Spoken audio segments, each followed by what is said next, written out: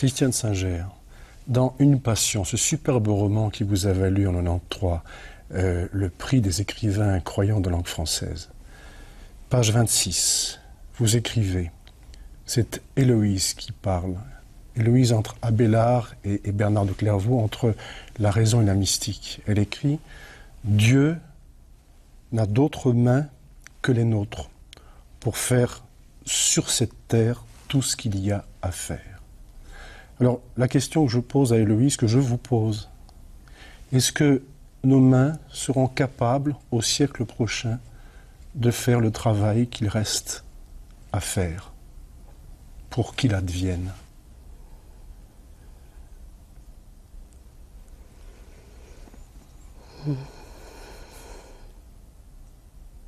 Main d'humain, main de Dieu? Elles le feront.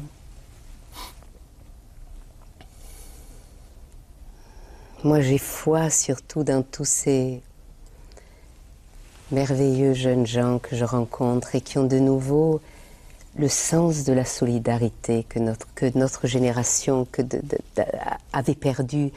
Vous savez, sous la poussée de l'hégémonie sociale, on volait en éclats toutes les solidarités humaines et c'est scandaleux, c'est ignoble, c'est terrifiant.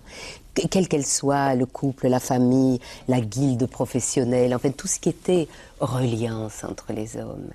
Et c'est ça la tragédie, c'est que cet espace entre, puisque ce qui vient de se créer entre nous pendant cette heure de rencontre, c'est évidemment entre.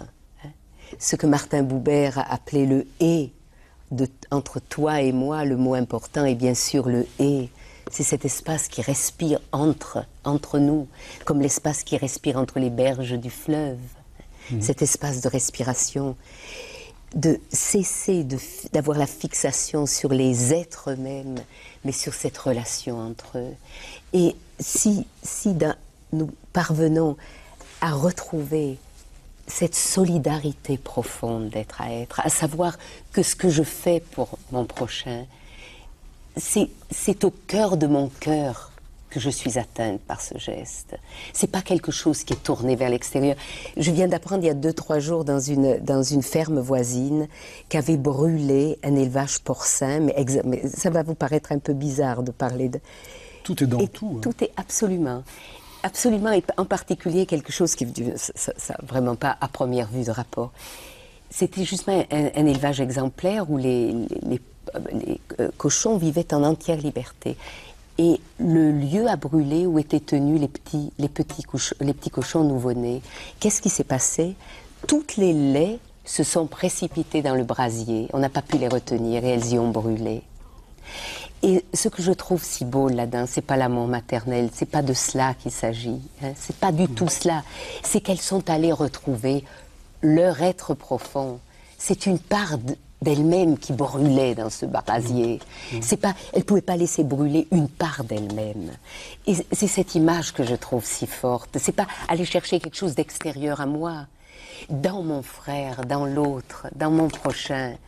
C'est la part la plus profonde de ce que je suis, que je rencontre. Et c'est comme ça qu'elle m'est révélée.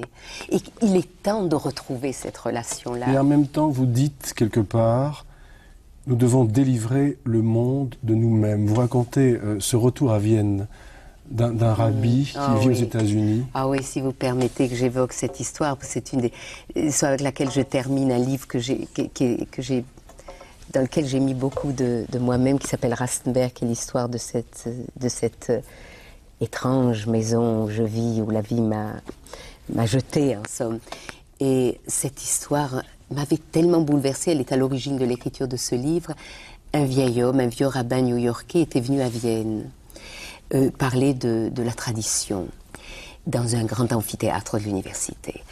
Et il était poignant, il était bouleversant de présence et de lumière. Et à un moment dans les discussions, ne voilà-t-il pas qu'une femme, à ma grande consternation, et là aussi c'est une leçon extraordinaire, que c'est souvent l'irritation, ce qu'on voudrait à tout prix éviter, qui crée après un fruit extraordinaire et considérable. Même là, nous n'avons pas à juger de ce qui est bon ou de ce qui ne l'est pas. Elle a posé une question de cet ordre. Pourquoi avez-vous attendu 50 ans pour revenir dans la ville où vous êtes né? hein. Alors moi, je me doutais pourquoi il n'était pas retourné. Bon. Mais cette question, dans sa vulgarité première, ou dans ce qu'elle avait de heurtant, nous a valu cette réponse extraordinaire. Et ce vieil homme a dit, « Vous voulez vraiment que je vous réponde, madame ? Je suis un très vieil homme et je vais bientôt faire le passage.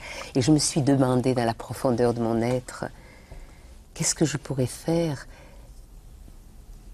pour aider ce monde comme il va? Qu'est-ce que je pourrais faire encore de ces jours qui me restent à vivre? » Et la réponse est venue fulgurante. Ne laisse aucune trace de ta souffrance sur cette terre si tu veux vraiment faire quelque chose pour ce monde. Alors je me suis dit, mais toute ma vie, j'ai essayé de transmuer cette souffrance de la dernière guerre en énergie de vie. Mais subitement, une mémoire est montée. Quand j'avais 12-13 ans, j'ai été prise à partie par des jeunes nazis qui m'ont jeté des pierres et qui m'ont laissé pour mort sur un pont de la ville. Et alors ce matin, savez-vous ce que j'ai fait, madame? Avant que la vie ne commence dans cette ville, je me suis rendue sur ce pont. Et je suis allée retrouver l'enfant que j'ai été. Il était là, il m'attendait. Et je l'ai pris dans sa main, et je le ramène. Et ainsi, dans cette ville, il n'y a plus aucune trace de la souffrance du vieux Rabbi Charter.